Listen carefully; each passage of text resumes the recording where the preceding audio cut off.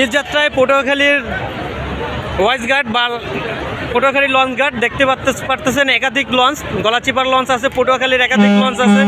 প্রতিটা লঞ্চ কিন্তু যাত্রীতে কানায় কানায় পরিপূর্ণ।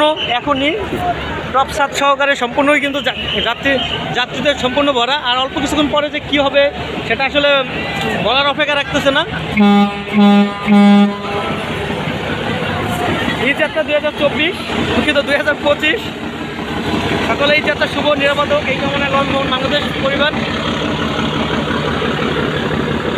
আজকে একাধিক লঞ্চ ঢাকা থেকে পটুয়াখালী গলাচিপার উদ্দেশ্যে ছেড়ে যাবে। ইতিমধ্যে ঘাটে আছে প্রিন্স আওলাদ 7, সুন্দরবন 14, পুবালি 12 এবং বাগেরহাট 2।